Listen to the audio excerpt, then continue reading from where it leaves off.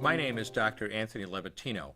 I'm a practicing obstetrician-gynecologist, and I performed over 1,200 abortions. First, I'm going to describe a first trimester medical abortion. This is a procedure in which the mother swallows pills in order to terminate her baby, and it is performed up to the 9th week of pregnancy. The procedure involves 2 steps. Step 1. At the abortion clinic or doctor's office, the woman takes pills which contain mifepristone, also called RU46. RU46 blocks the action of a hormone called progesterone. Progesterone is naturally produced in the mother's body to stabilize the lining of the uterus. When RU46 blocks progesterone, the lining of the mother's uterus breaks down, cutting off blood and nourishment to the baby, who then dies inside the mother's womb. It is important to note that even after it has been taken, it is possible to reverse the effects of RU46 and save the baby if progesterone is administered. The sooner, the better. Step 2. 24 to 48 hours after taking RU46, the woman takes misoprostol, also called Cytotec, that is administered either orally or vaginally. RU46 and misoprostol together cause severe cramping, contractions, and often heavy bleeding to force the dead baby out of the woman's uterus. The process can be very intense and painful, and the bleeding and contractions can last from a few hours to several days. While she could lose her baby anytime and anywhere during this process, the woman will often sit on a toilet as she prepares to expel the child, which she will then flush. She may even see her dead baby within the pregnancy sac. At 9 weeks, for example, the baby will be almost an inch long, and if she looks carefully, she might be able to count the fingers and toes. After she has disposed of her baby, the woman may have bleeding and spotting for several weeks. Bleeding lasts, on average, 9 to 16 days. 8% of women bleed more than 30 days, and 1% require hospitalization because of heavy bleeding. RU46 is only FDA approved for the first 7 weeks of pregnancy. While RU46 can be used off-label up to 9 weeks, the failure rate increases as the pregnancy progresses. At 7 weeks, it has a 5% failure rate. At 8 weeks, an 8% failure rate, and at 9 weeks, a 10% failure rate. If failure occurs, she will usually be offered a surgical abortion. For the mother, medical abortion often causes abdominal pain, nausea, vomiting, diarrhea, headache, and heavy bleeding. Maternal deaths have occurred, most frequently due to infection and undiagnosed ectopic pregnancy. First trimester surgical abortion called suction D&C, dilatation and curettage. This is the most frequently performed abortion and is used typically from 5 to 13 weeks of pregnancy. After administering anesthesia, the abortionist uses a speculum like this. This is placed inside the vagina and opened using this screw on the side, allowing the abortionist to see the cervix, the entrance to the uterus. The cervix acts as a gate that stays closed for the duration of pregnancy, protecting the baby until it is ready for birth. The abortionist uses a series of metal rods called dilators, like these, which increase in thickness, and inserts them into the cervix to dilate it, gaining access to the inside of the uterus where the baby resides. The baby has a heartbeat, fingers, toes, arms, and legs, but its bones are still weak and fragile. The abortionist takes a suction catheter like this one. This is a 14 French suction catheter. It's clear plastic, about 9 inches long, and it has a hole through the center. It is inserted through the cervix into the uterus. The suction machine is then turned on with a force 10 to 20 times more powerful than your household vacuum cleaner. The baby is rapidly torn apart by the force of the suction and squeezed through this tubing down into the suction machine, followed by the placenta. Though the uterus is mostly emptied at this point, one of the risks of a suction D&C is incomplete abortion, essentially pieces of the baby or placenta left behind. This can lead to infection or bleeding. In an attempt to prevent this, the abortionist uses a curette to scrape a lining of the uterus. A curette is basically a long-handled curved blade. Once the uterus is empty, the speculum is removed and the abortion is complete.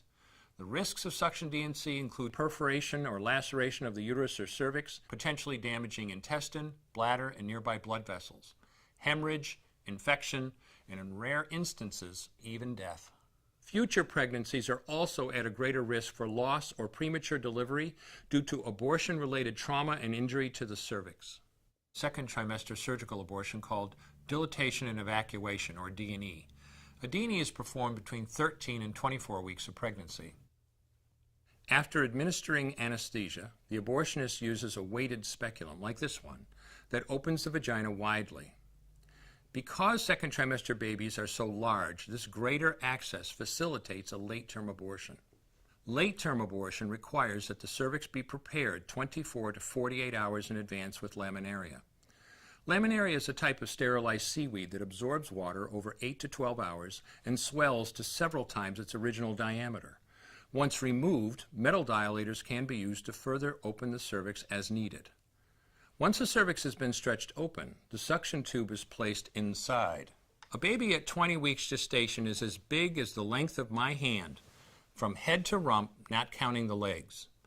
The suction machine is turned on, and pale yellow amniotic fluid surrounding the baby is suctioned out through the catheters. With babies this big, they don't fit through catheters this size. The baby's bones and skull are too strong to be torn apart by suction alone. This is a Sofer clamp. A Sofer clamp is made of stainless steel. It's about 13 inches long. The business end is about 2.5 inches long and 1/2 inch wide, and there are rows of sharp teeth. This is a grasping instrument. When it gets a hold of something, it does not let go. The abortionist uses this clamp to grasp an arm or leg. Once he has a firm grip, the abortionist pulls hard in order to tear the limb from the baby's body. One by one, the rest of the limbs are removed, along with the intestines, the spine, and the heart and lungs. Usually the most difficult part of the procedure is extracting the baby's head, which is about the size of a large plum at 20 weeks.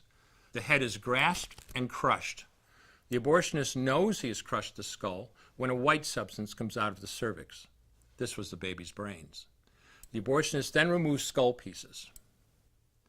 He removes the placenta and any leftover parts of the baby with a curette, scraping the lining of the uterus for any remaining tissue.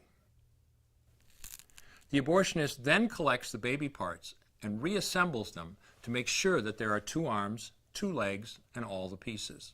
Once all the parts have been accounted for, the abortion is complete. For the woman, this procedure carries a significant risk of major complications, including perforation or laceration of the uterus or cervix, with possible damage to the bowel, bladder, and other maternal organs. Infection and hemorrhage can also occur, which can even lead to death.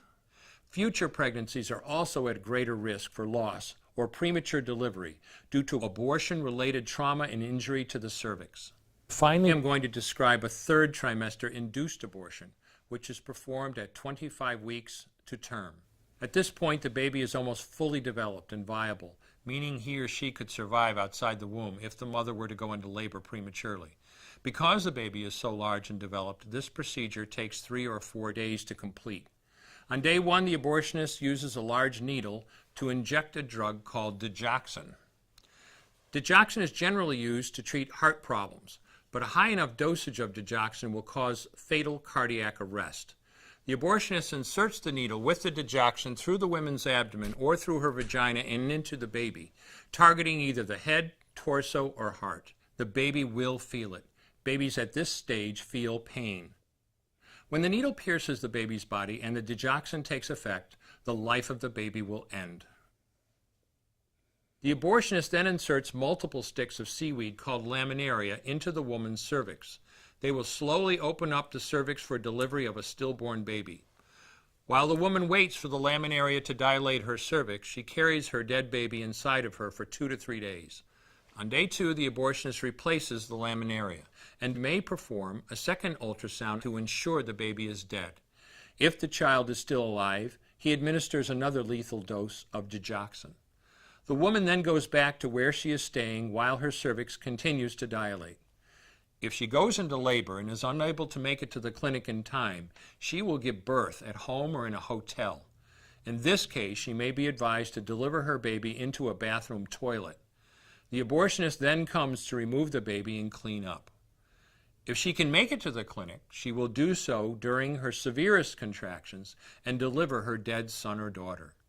If the baby does not come out whole, then the procedure becomes a D&E, a dilation and evacuation, and the abortionist uses clamps and forceps to dismember the baby, piece by piece. Once the placenta and all the body parts have been removed, the abortion is complete. Late-term abortions have a high risk of hemorrhage, lacerations, and uterine perforations, as well as a risk of maternal death. Future pregnancies are also at a greater risk for loss or premature delivery due to abortion-related trauma and injury to the cervix. As I mentioned at the beginning, I'm Dr. Anthony Levatino, and in the early part of my career as an OBGYN, I performed over 1,200 abortions. One day, after completing one of those abortions, I looked at the remains of a preborn child whose life I had ended, and all I could see was someone's son or daughter. I came to realize that killing a baby at any stage of pregnancy for any reason is wrong. I want you to know today, no matter where you're at or what you've done, you can change. Make a decision today to protect the preborn. Thank you for your time. I will no longer do any more abortions.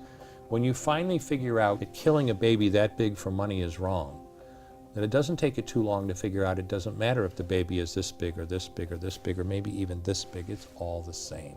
And I haven't done any since then, and I never will.